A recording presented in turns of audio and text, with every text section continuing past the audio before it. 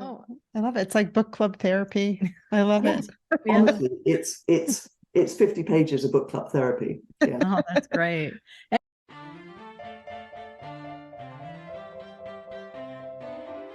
We're excited today to be talking with Davina Morgan Witts. She's the publisher of BookBrowse, an online book magazine and book discovery resource for book club members and inquiring readers. She has spent 15 plus years surveying about 20,000 book club members. So she's become, something of an expert on all things book club. Welcome, Davina. Thank you so much, Chris and Emily. It is so good to meet you. So, Davina, when we have authors on, we ask them to give us their shelf talker about their book or their elevator pitch. Can we ask you the same question about BookBrowse? Absolutely. I think, honestly, Chris summed it up very well.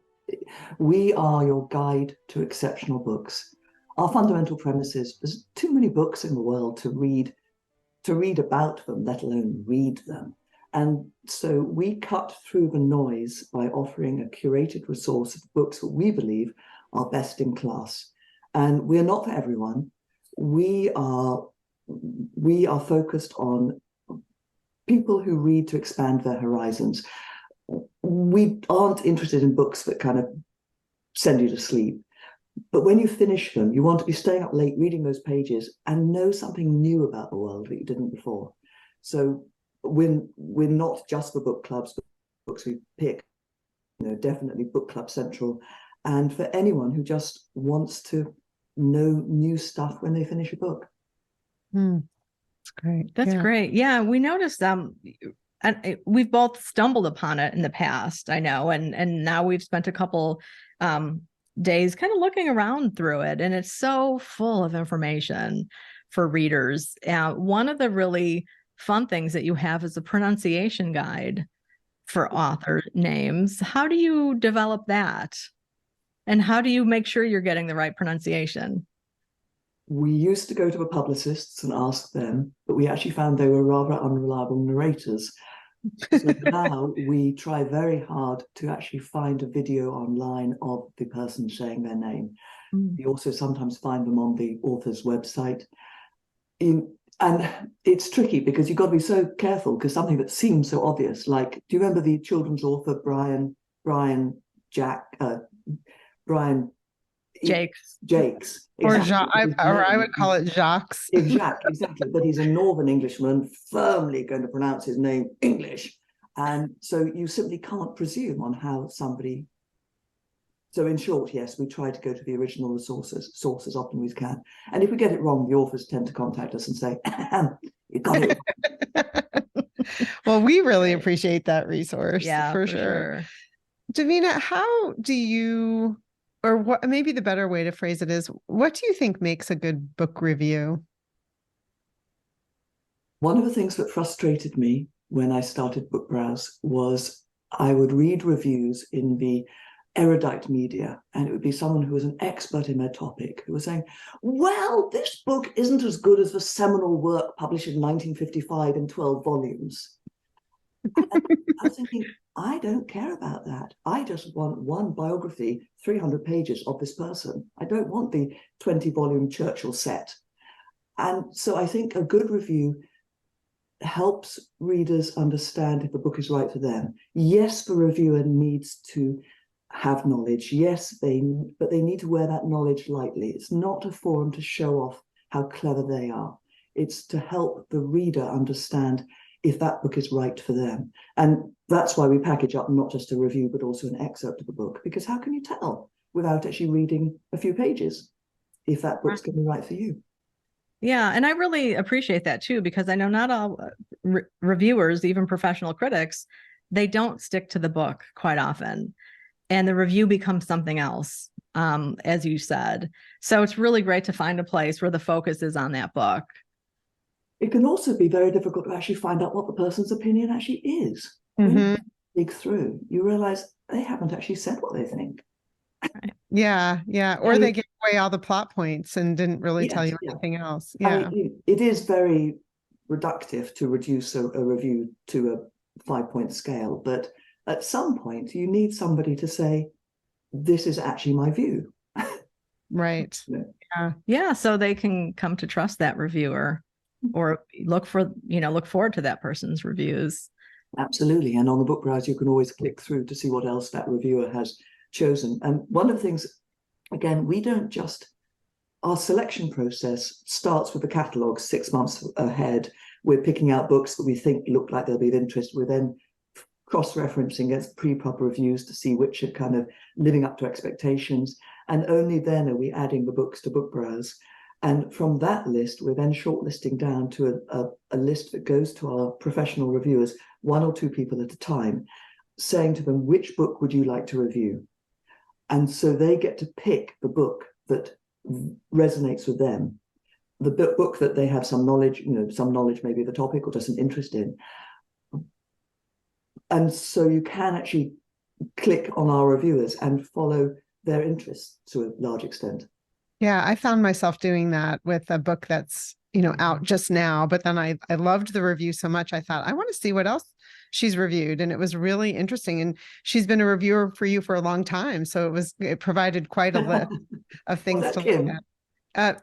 I don't think so. It doesn't matter. Anyway, Yeah. but Yeah. We had some reviewers who've been with us for a very long time. And we are so fortunate to have such an amazing bunch of reviewers and editors. I mean, honestly, I'm redundant in the process at this point, and delightfully so. What started with me, tapping away on a computer screen 25 years ago or something, is now just this wonderful bunch of intelligent, clever, interesting people who are coming together to create something. That's great. And I love that, it's like a human algorithm. When you can click on a reviewer's name and look at all the things that they've reviewed, and that is, the perfect recommendation system. Yeah. Talking of algorithms, again, it's very old fashioned of us, but when we do our reader likes, I've read this book, what should I read next? We don't use algorithms. We use humans. The editors and reviewers work together, and we use, we look not just for the setting of the book, because just because you've read a book setting, you don't necessarily want another book exactly the same, but we're looking at setting, language, characters, all those factors. And so we can make intuitive leaps between books, which the algorithms aren't going to do, because really they just serve up, more in the same categories. Right. Or if recently purchased by other people, well, they could have purchased that, but it could have been 10 gifts for a variety of different people. So, or different people in their household, who knows? Are absolutely right. Yes. And it maddens me because, it's useless. Yeah.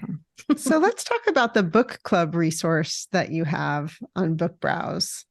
You have an actual, is a manual the right way to say it? I don't know if that's what you would call it. A resource guide? Well, as you mentioned in the intro, we've been researching book clubs and readers for a long time. I think it's way more than 20,000 people at this point. We kept most of the research to ourselves or shared it with publishers over the years.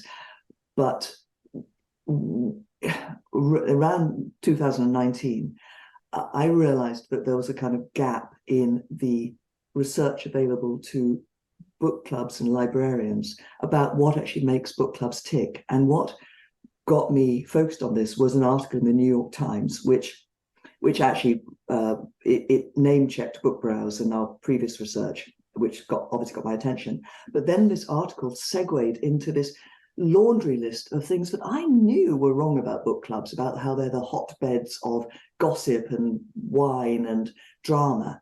And that is just not what I had known from the book clubs we'd spoken to. So I thought, hang on, we need to get some quantitative data on this. So that was the trigger for this huge 2019 report, which is more a guide. It started as research, and it's now turned into essentially a guide to book clubs, everything you want to know about them, from why do people join groups in the first place, what do they love about their groups, what goes wrong in groups, how do groups fix these things. And it's fantastic. And sorry, I shouldn't say it. Sorry, immodest of me. But genuinely, and you can buy the report in PDF or print, but in our blog, we have a huge advice section, and in our book club section, where we basically pulled out information from this to create articles. I mean, for example, one thing that came out of research is the importance of solving problems before they happen. You know, there's 3 ways to solve problems in life. You avoid it happening in the first place, you talk about it, or you ignore it. And what we realized was, if you have a book club health check once a year, you know, it doesn't have to be once a year, but basically have a check-in with your group about once a year and throw in a few open-ended questions, which we provide in the blog post, to probe how things are going. Because even the happiest functional group new ideas come up. And for the groups that are having problems, that isn't a time to say, you know, actually, I don't, you know, since we just seem to be segueing the books to too much of these types of books, and I thought I'd join this group to talk about these types of books, and you suddenly discover that actually lots of other people feel the same way because you've had an opportunity to discuss it. So that's one of the many findings that came out. Anyway. I love it. It's like book club therapy. I love it. Honestly, it's 50 pages of book club therapy. Yeah. Oh, that's great.